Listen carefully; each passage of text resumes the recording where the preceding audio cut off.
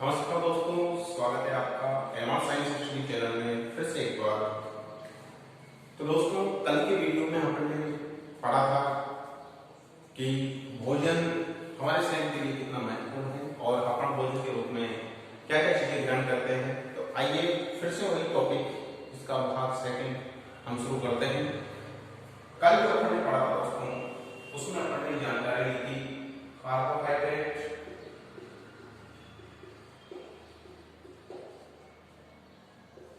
वसा, प्रोटीन, इन तीनों के बारे में अपन ने जान लिया था कि कितनी मात्रा में अपन को ये सब चीजें लेनी चाहिए, इनके क्या फंक्शंस होते हैं, कार्य होते हैं और इनका हमारे जीवन में क्या उपयोग है और इनको कहां से प्राप्त किया जाता है। अब चलिए दोस्तों, आगे बात कर लेते हैं। अपना आज जो बात करेंगे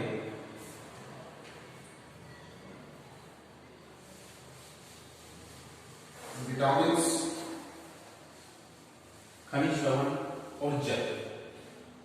दोस्तों कहते हैं कि जल है तो कल। जल व्यक्ति बिना भोजन के रह सकता है तो बिना पानी के नहीं रह सकता। और आपने देखा भी होगा, सुना भी होगा कि जल है तो कल है, स्वच्छ जल तो स्वस्थ कल। अब दोस्तों, आज का जो अपना लेक्चर है उसमें जो अपना टॉपिक है वो मैं देता हूं यहाँ पर खनिज लवण।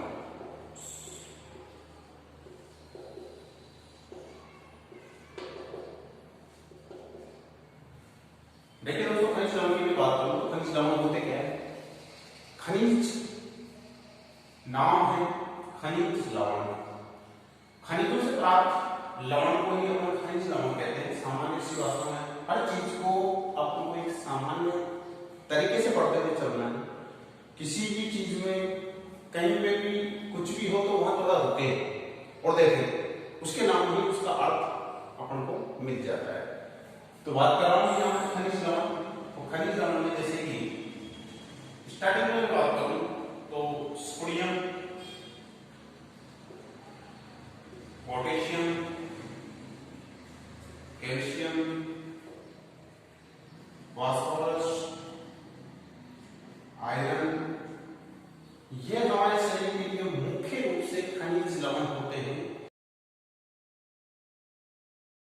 जिनकी शरीर में पर्याप्त रूप से मात्रा होना अति आवश्यक है। तो दोस्तों, मैं बात कर लेता हूं कि खनिज लवण में जो सोडियम होता है, सोडियम की अणु प्राप्ति कहां से होती है इसके बारे में अपन जान लें। हरी सब्जियां,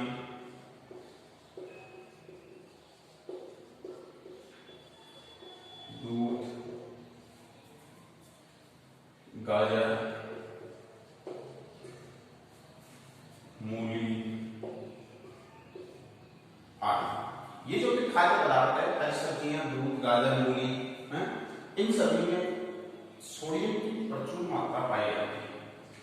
अब साहब ले तो रहे हैं, परंतु ये भी जानना बहुत जरूरी है कि इसका उपयोग क्या है, कार्य क्या करता है। देखिए, मैं इधर स्रोत लिख लेता हूं, एक टेबल बना लेता हूं और इस टेबल को आप भी पेन कॉपी लेके अपनी नोटबुक में एंट्री कर लीजिएगा।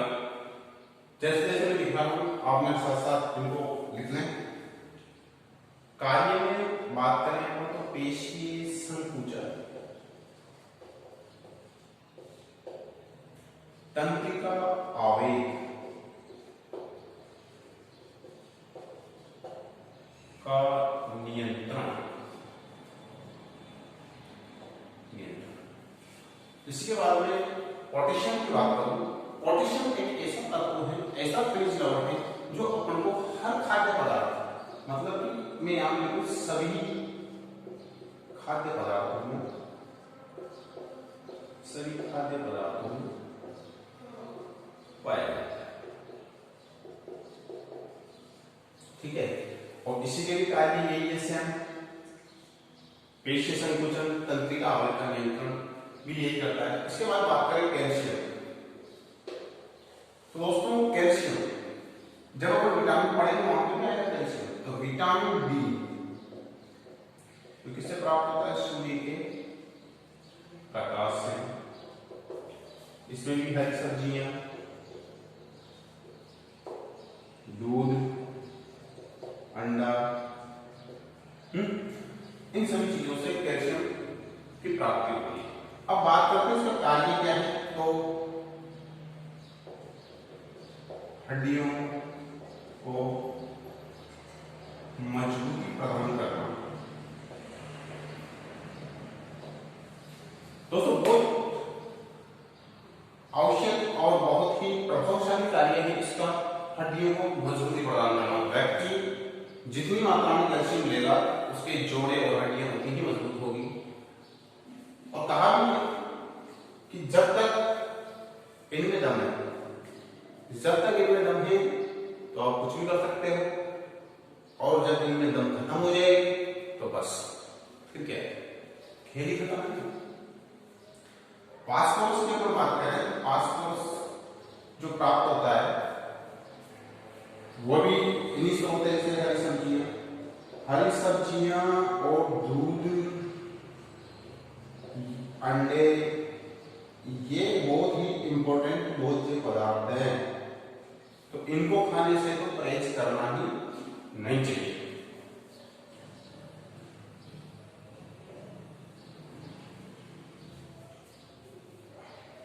हरी सब्जियां, दूध, अंडे हो गए, ठीक है। और ये भी क्या करता है कि कैल्शियम के साथ मिलकर हड्डियों, दांतों को मजबूती प्रदान करता है। आयरन, आयरन भी बहुत इंपॉर्टेंट है। कहते हैं लोहा, कितना शरीर लोहे जैसा हो रखा है, वो ऐसे बोल के देते हैं कि लोहे जैसा हो रहा है। लोहे जैसा का मतलब है कि वो लोहा तो नहीं है, परंतु काम लोहे के तरह कर रहा है। इसीलिए ये पड़ जाए बस तो वहीं का वहीं जो है, यही तो है आयरन की खासियत। और आयरन का जो अपनी बॉडी में जो इंपॉर्टेंट जो रोल होता है वो यही होता है कि सॉरी मैं इसको पहले तो इसके स्रोत लिख देता हूँ कि किसी से प्राप्त होता है। पालक, दूध, जमीन होते हैं ना, जैसे गाजर, शकरकंद, इधर से हरी सब्जियां तो पूरी ले लो, पालक है पर जो प्रचुर मात्रा में है उसकी। और ये बात करें तो क्या करता है, रुधिर में हीमोग्लोबिन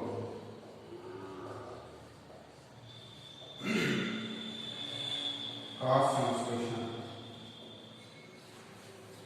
चलो एक बार हम फिर से देख लेते हैं खनिज लवण।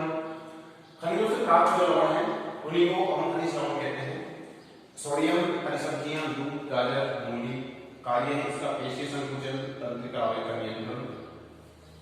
इनके से जोड़े बना लेना, याद करने में आसान रहेगा।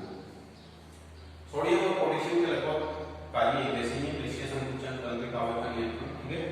कैल्शियम और फास्फोरस की बात करें तो वही हड्डियों का मजबूती प्रदान करना। फास्फोरस कैल्शियम के साथ मिलकर के हड्डियों का मजबूती प्रदान करता है।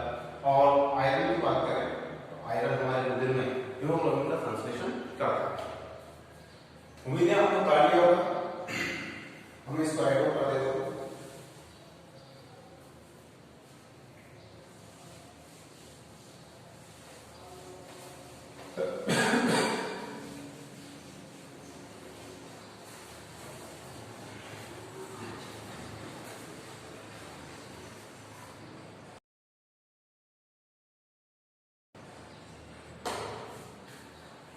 अब बात करते हैं कोई विटामिन।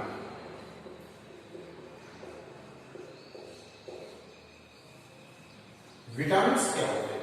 ये खनिज पदार्थ होते हैं जो अपने भोजन में, इनकी बहुत महत्वपूर्ण भूमिका होती है विटामिन की।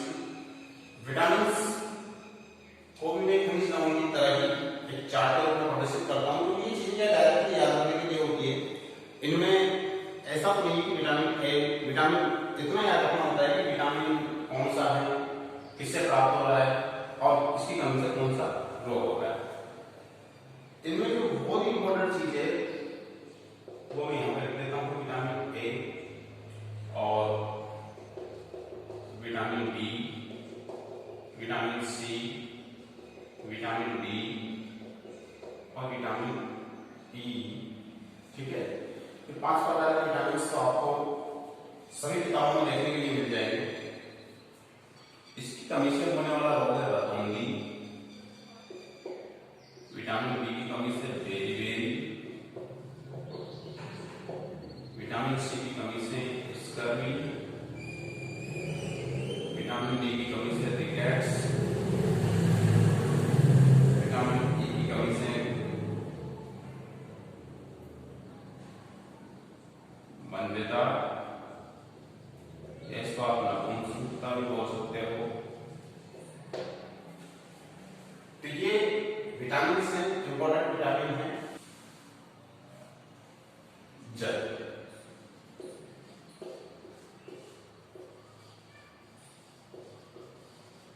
वाटर।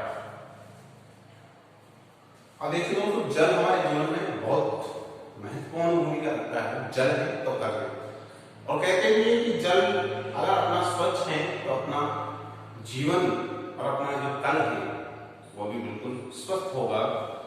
तो आज हम जल की बात कर लेते हैं कि जल पीने से अपने शरीर में क्या क्या लाभ है और दूषित जल पीने से हमारे शरीर में क्या क्या दुष्प्रभाव होते हैं।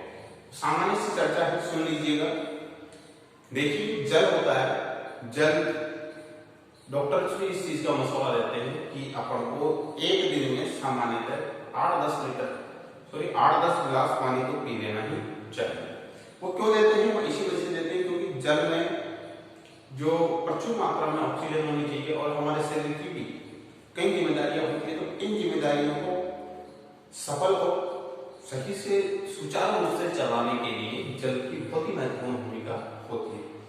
जितनी मात्रा में व्यक्ति जल पिएगा उसकी बॉडी से उतने ही अपशिष्ट बाहर आएंगे। जल जो अपने बॉडी में जो उपापचय क्रिया होती है, मेटाबॉलिज्म होती है, उसमें भी इसका बहुत विशेष रोल होता है। मेटाबॉलिज्म के अंदर उपापचय क्रियाओं को संपूर्ण ढंग से सफल करने के लिए भी जल का होना बहुत जरूरी है। इसके बाद शरीर के ताप का नियमन, व्यक्ति जितना जल पीता है उसकी छोटी मोटी बीमारी, कांसी जुकाम वगैरह, ये तो उसके नजदीक नहीं आती है। और जल स्वच्छ ही पीना चाहिए, क्योंकि दूषित जल पीने से तो ये मान लीजिए कि कई प्रकार की बीमारियां जैसे हेजा, पैचिस हैं, और अपने जो वायरल वाली जो बीमारियां हैं वो तुरंत अटैक करती है। अगर अपना स्वच्छ जल नहीं होगा तो ये वायरल वाली जो बीमारियां हैं ये तुरंत अपनी बॉडी के अंदर अटैक करती है। जल को छान कर पिए। एक समय तक राजस्थान में नारू नामक एक बीमारी थी जिसका बहुत ही घातक प्रभाव था, लेकिन आज वो राजस्थान सरकार के प्रयासों से, भारत सरकार के प्रयासों से उस बीमारी का अभी तक तो कोई पेशेंट देखा नहीं जा रहा सन 2000 के बाद। तो उसका कारण यही हुआ क्योंकि पहले के जो लोग थे वह जल को न तो छान कर पीते न उबाल कर पीते। और आजकल तो आपको पता है कि बहुत से घरों में लगभग आरओ मिलेगा आपको, है। ग्रामीण प्रदेश में भी इन चीजों का अभाव है, लेकिन फिर भी जैसे जैसे टेक्नोलॉजी बढ़ती जा रही है, जल का शुद्धिकरण किया जा रहा है, फिल्ट्रेशन बड़े बड़े प्लांट बनाए जा रहे हैं, वो इसी कारण से बनाए जा रहे हैं ताकि शुद्ध जल प्रत्येक व्यक्ति को मिल सके। क्योंकि शुद्ध जल का होना अति आवश्यक है। अगर वो नहीं होगा तो अपन आदि बीमारियों से वैसे ही ग्रसित हो जाएंगे। तो दोस्तों, ये जल की बात थी।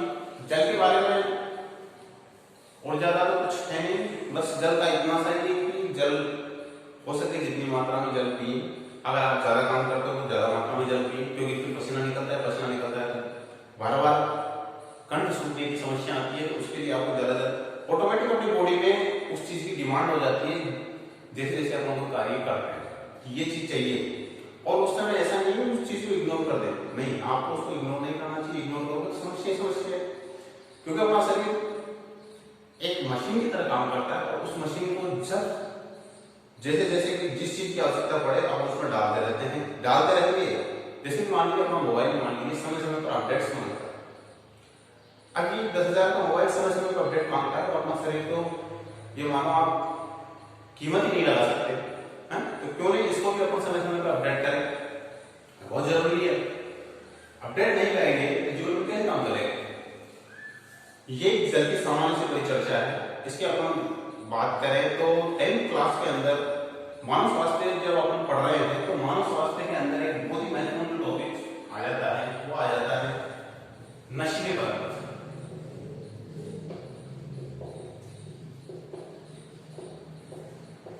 नशीले पदार्थ, अब नशीले पदार्थों के अंदर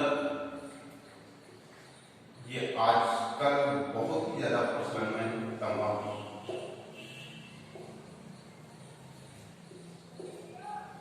इसके पादप का नाम लिख देता हूं मैं,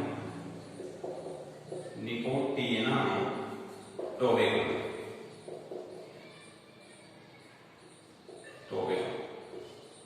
ये सोलेनेसिस उनका पादप है और जिसकी पत्तियों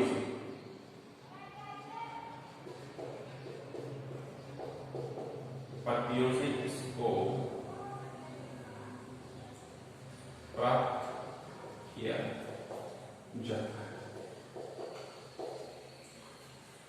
तंबाकू की अगर बात करें तो निकोटिना टोबैको नामक एक पादप है जो सोलेनेसिस होता है और जिसकी पत्तियों से तंबाकू प्राप्त किया जाता है।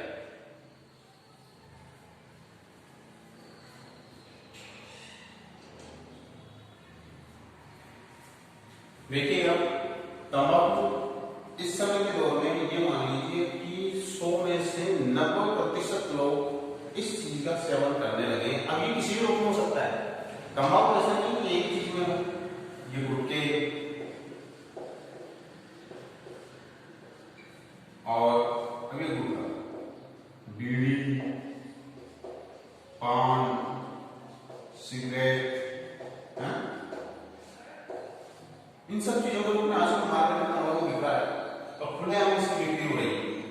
तो इन सब चीजों को व्यक्ति अपने भोजन के रूप में ग्रहण कर लेता है। तंबाकू का सेवन स्वास्थ्य के लिए हानिकारक है।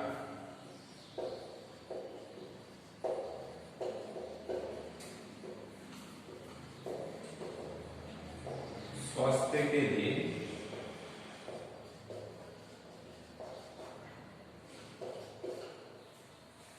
तंबाकू का सेवन स्वास्थ्य के लिए हानिकारक है। अब स्वास्थ्य के लिए हानिकारक है, क्या क्या हानियां हैं वो भी बता दो आपको। आपने सुना भी होगा कि तंबाकू वगैरह गुटखे वगैरह सेवन करते हैं, उनका ये जो जर्रा है ये भी धीरे धीरे खुलना बंद हो जाता है। और क्यों होता है? क्योंकि तंबाकू से एक रोग होता है, जर्रे का रोग, जिसको बोलते हैं सबम्यूकस फाइब्रोसिस।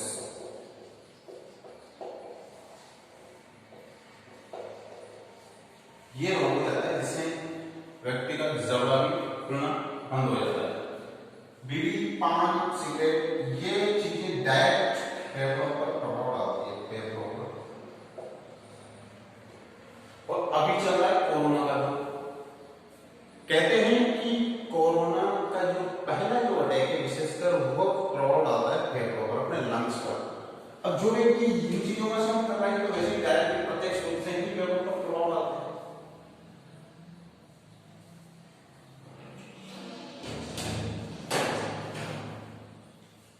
ये चीजें तो ऑलरेडी फेफड़ों पर प्रभाव डालती है। इन चीजों से बचने के लिए अपन को इन चीजों का सेवन तो इस समय के दौर में बिल्कुल ही छोड़ देना चाहिए, जो भी कोई करते हैं। क्योंकि सिगरेट का जो धुआं होता है जिसमें जो कार्बन मोनोऑक्साइड होती है CO, ये क्या करती है, जो अपनी जो ऑक्सीजन है उसकी मात्रा को कम कर देती है। अब अभी तो चाहिए भाई क्या ऑक्सीजन के लिए तो इतनी डिमांड हो रही है कि मार्केट में चले जाओ, आप कह भी दो ना गलती से कि भैया मुझे ऑक्सीजन चाहिए, बस स्पष्ट मना कर देते हैं। प्राणवायु देखिए समय का दौर है, समय निकल जाएगा। परिस्थितियां ऐसी बन चुकी हैं कि अपने को घर पे रह करके अपने और अपने परिवार की सुरक्षा करनी होगी। इन चीजों की आवश्यकता ही नहीं पड़नी चाहिए कि अपन ऑक्सीजन सिलेंडर लेने जाएं या किसी हॉस्पिटल में एडमिट होने के लिए जाएं। भगवान से मैं यही आशा करता हूं कि आप सभी स्वस्थ रहें, अपने परिवार को स्वस्थ रखें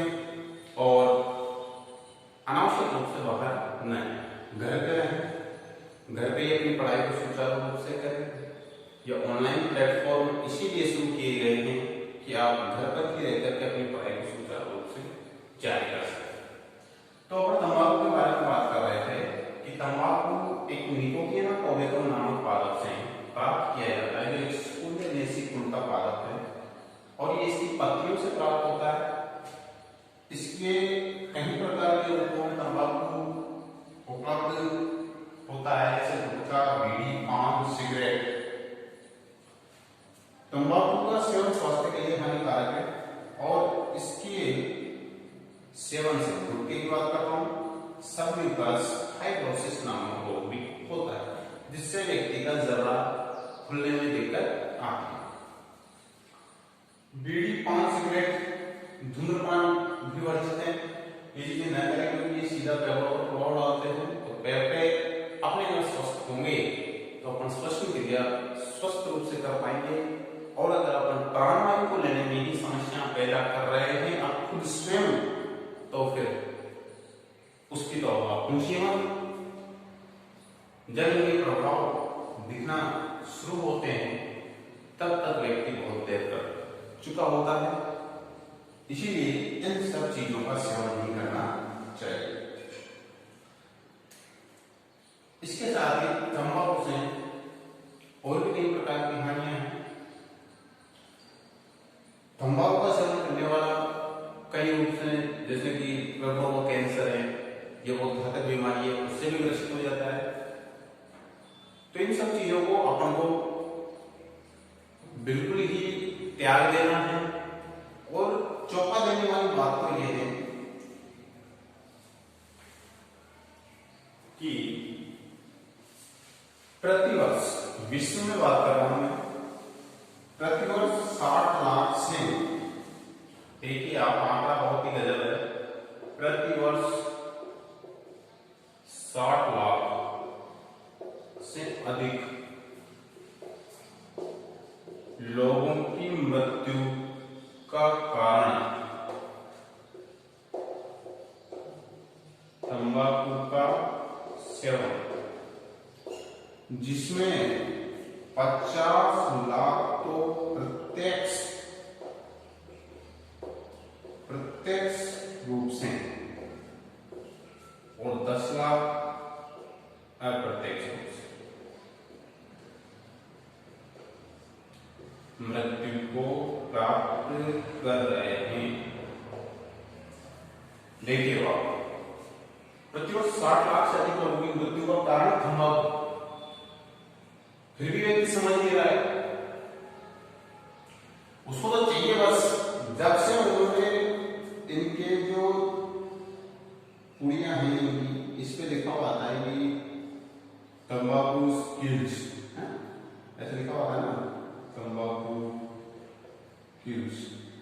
बस लोगों को जब से लिखा है ना, तब से तो लोगों ने बस ये मानो कि ये तंबाकू जो कंपनियां हैं इनकी बल्ले बल्ले कर रही है।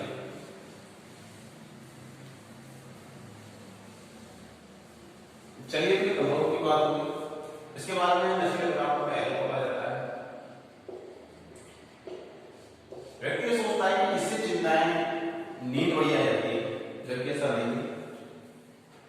नींद वैसे ही रह जाएगी अगर आप इन जरूरी नहीं इन चीजों के साथ अल्कोहल, C2H5OH, इसको एथिल अल्कोहल भी बोलते हैं,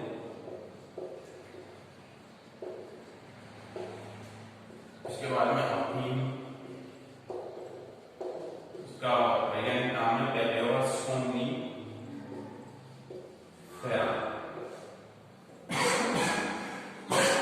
अफीम की हम बात करें, आज बहुत से ग्रामीण प्रदेश में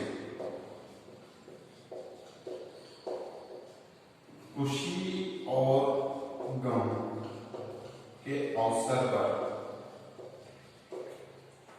मनोहार की प्रथा, देखो आप कितनी अच्छी बात है, जिसके अभी का शौक होता है उसके लिए तो बड़ी मौज वाली बात है।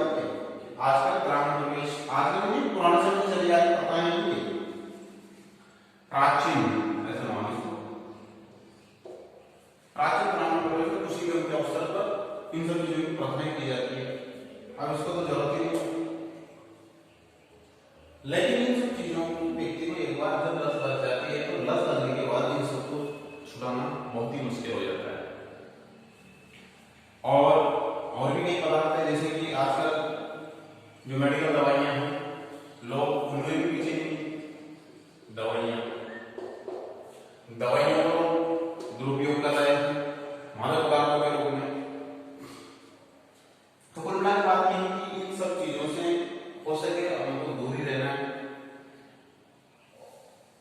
इन सब चीजों से हम दूर रह पाएंगे और हमारा स्वास्थ्य बिल्कुल भी स्वस्थ रहेगा।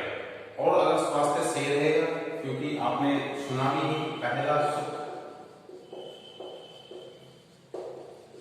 निरोगी काया। आज के दौर में इस चीज को करने के लिए ये मान लीजिए कि दुनिया भर के लॉकडाउन में न जाने क्या क्या आदमी लगाए जा रहे हैं, तो लगाए जा रहे हैं। पहला सुख यही है, व्यक्ति स्वस्थ होगा तो सब कुछ कर पाएगा, नहीं तो देशी आराम है चला गया तो क्या मतलब है, धरी रह जाएगी तो ऑनलाइन वगैरह सब चीज। तो इन सब चीजों को ध्यान में रखें। जिन जिन अवयवों के बारे में हमने पढ़ा, एक बार वीडियो को जरूर देखें और उनको अच्छी तरह से समझें। जो भी जिसके भी चैनल को सब्सक्राइब नहीं किया है वो सब्सक्राइब करें और अपने जो और भी क्लासमेट्स हैं मिलने वाले हैं उनसे भी कहें।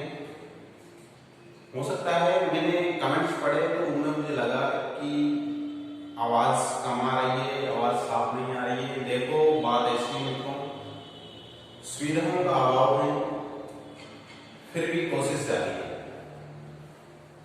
कोई बात नहीं, धीरे धीरे मैं कोशिश कर रहा हूँ, जैसा भी हो रहा है सुधार की मुझे पूरी उम्मीद है और मैं भी लगातार प्रयास कर ही रहा हूँ। तो कोई बात नहीं, आवाज साफ है नहीं है तो आ जाएगी, लेकिन आपको कुल मिला के पढ़ना है। ऐसे अगर आपको आवाज साफ नहीं लगे तो आप एयरफोन लगा लीजिए। ईयरफोन में मैंने देखा भी है कि आवाज बिल्कुल क्लियर थी, क्योंकि फिलहाल तो कहीं जा नहीं सकते, कोई ऐसी चीजें ला नहीं सकते कि जिससे भी अपन वो चीजें क्लियर दे पाए। कोई बात नहीं, दिक्कतें हैं आएगी, निकल जाएगा सब। अभी तो फिलहाल आपको केवल पढ़ना है। तो ठीक है दोस्तों, मिलते हैं फिर वही नई कक्षा में वही पूजा के साथ। तो घर में रहिएगा, बाहर मत जाइएगा, क्योंकि बाहर आपको पता है क्या चल रहा है। कोई बात नहीं, ऐसा नहीं है, कोरोना से डरना नहीं है, कोरोना से लड़ना है। और इसी आशा के साथ यही कामना करता हूँ कि आप सभी स्वस्थ रहें, महफूज रहें, जहाँ भी रहें, पढ़ते रहें और लाइफ को एंजॉय करते रहें। तो ठीक है दोस्तों, मिलते हैं न्यू वीडियो के साथ अगली क्लास में। धन्यवाद। जय हिंद, जय भारत।